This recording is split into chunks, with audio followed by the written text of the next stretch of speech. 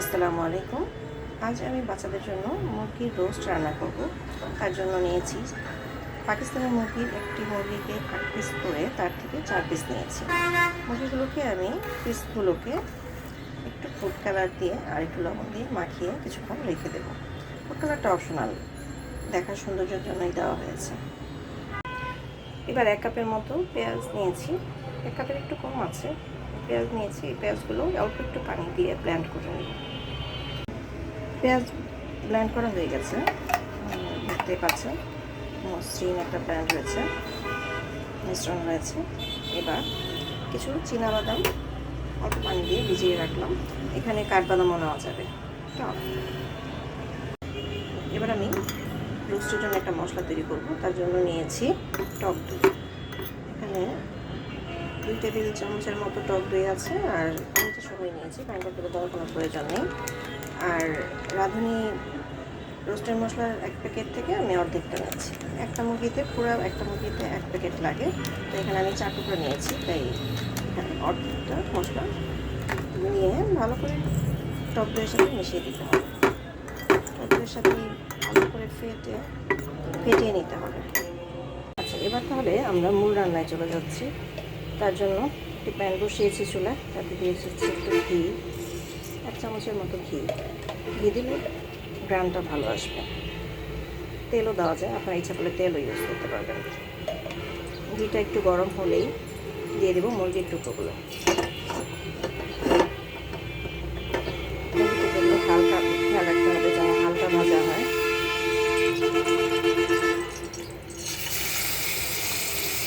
বেশি ভেজে ফেললে শক্ত হয়ে যাবে, তাই হালকা ভাজা হলে এপিট উল্টে ছুঁড়ে ফেলতে হবে।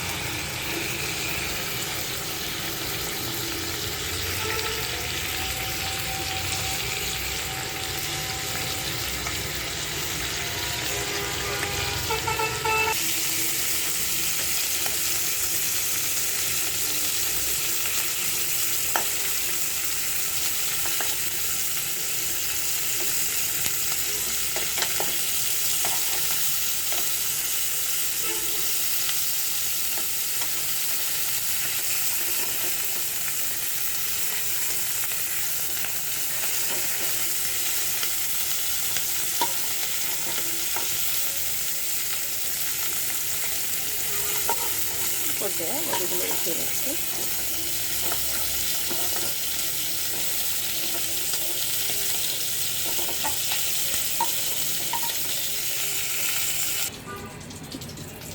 পর্যায়ে দিয়ে দিচ্ছি তেল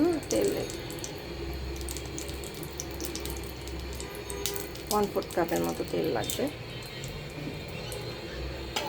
এই তেলের মধ্যে পেঁয়াজটা বেরেস্তা করে নেব।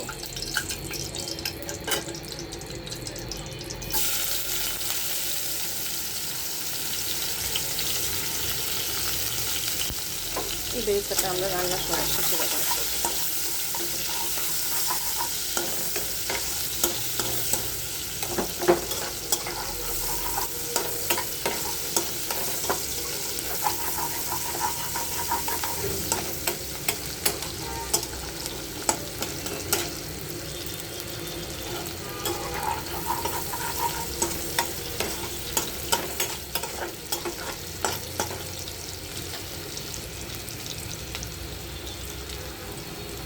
খেয়াল রাখতে হবে যেন পেঁয়াজটা পুড়ে না যায়, তাহলে কিন্তু এই পর্যায়ে আমরা অ্যাড করব পেঁয়াজ বাটা।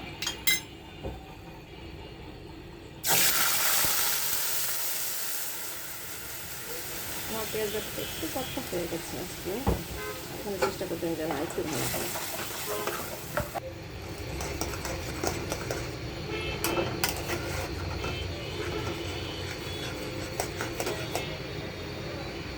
পেঁয়াজের কাঁচা গন্ধটা চলে গেলেই আমরা দিয়ে দেবো আদা রসুনের পেস্ট। রসুনের পেস্ট আমি এখানে 1 চামচ 1.5 চামচের মতো ব্যবহার করছি, বা ইচ্ছা করলে কম বেশি বাড়িয়েও দিতে পারেন।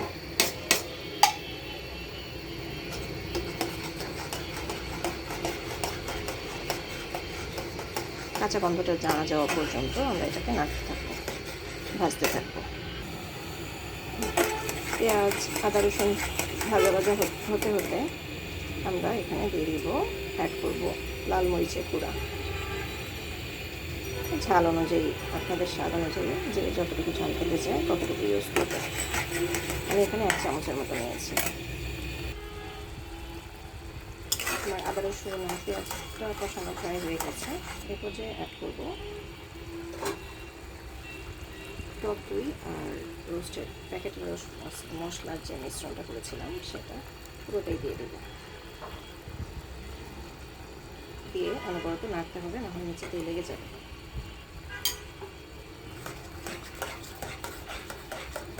যতক্ষণ না তেলের উপর ভেসে না উঠছে ততক্ষণ আমরা এটাকে নাড়তে থাকবো।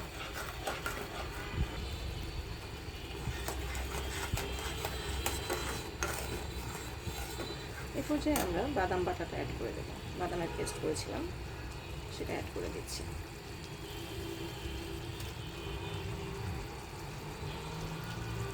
আপনারা ইচ্ছা করলে এখানে কাঠবাদাম বা কাজু বাদাম ইউজ করতে পারেন। আমি চীনাবাদাম দিয়ে করেছি। ভালো করে মিশিয়ে নিতে হবে ঝোলের সাথে বাদাম বাটাটা। ভালোভাবে না মেশা পর্যন্ত নাড়তে থাকবো। দেখতে পাচ্ছেন মশলাটা হয়ে যাচ্ছে প্রায়।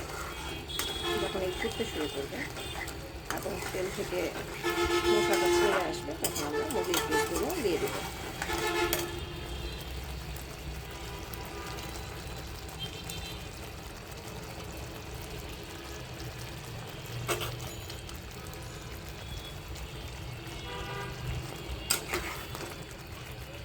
আজকে আমি 4 পিস মুরগি রোস্ট করছি এবং সেই পরিমাণে মশলা দিয়েছি। আপনারা যদি আরও বেশি করে রান্না করেন তখন পরিমাণটা ওইভাবে বুঝে বাড়িয়ে দেবেন। এখানে আমি নিয়েছি 2 চামচের মতো গুঁড়া দুধ। গুঁড়া দুধটাই নেওয়ার চেষ্টা করবেন। দুধটাকে আমি একটু পানি দিয়ে গুলিয়ে নিচ্ছি। এটাই আমি ইউজ করবো এখন।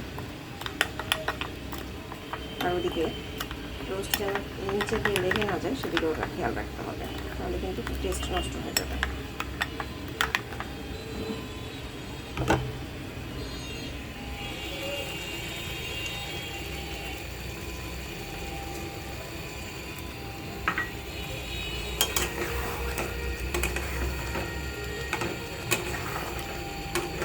আস্তে আস্তে মাঝে মাঝে এভাবে নেড়ে দিতে হবে, নাহলে কিন্তু নিচে দিয়ে লেগে টেস্টটা নষ্ট হয়ে যাবে, পুরো একটা গন্ধ আসবে। এই পর্যায়ে অ্যাড করছি লবণ। লবণ টেস্ট অনুযায়ী ইউজ করবেন। আমার এখানে লেগেছে 1 চামচের একটু কম। এবার ঢাকনা দিয়ে ঢেকে কিছুক্ষণ রান্না করব। কিছুক্ষণ পর আবার নেড়ে দিতে হবে, নাহলে লেগে যাওয়ার সম্ভাবনা আছে। আমি আরেকটু মরিচের গুঁড়ো দিয়েছি, ঝালটা আমার কাছে একটু কম মনে হয়েছে।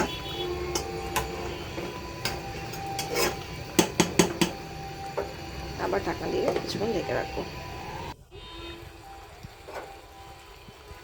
এই পর্যায়ে আমি একটু টমেটো সস অ্যাড করছি। অল্প পরিমাণ টমেটো সস অ্যাড করলাম। ফ্রাই হয়ে এসেছে। এই পর্যায়ে অ্যাড করবো কাঁচামরিচ, সুন্দর ঘ্রাণের জন্য কাঁচামরিচটা, আর কিছু বেরেস্তা যেটা করে রেখেছিলাম। পেঁয়াজের বেরেস্তাটা দিয়ে দিলাম। কিছুক্ষণ এভাবে থাকবে, তারপর কিছুক্ষণ ঢেকে রান্না করবো, তাহলে কাঁচামরিচের সুঘ্রাণটা ভেতরে থাকবে। এরপর নামিয়ে পরিবেশন করব। এই হলো আমাদের রোস্টের ফাইনাল লুক। হয়ে গেছে। পরবর্তীতে আবার কোনো রান্নার রেসিপি নিয়ে দেখা হবে ইনশাআল্লাহ। আল্লাহ হাফেজ।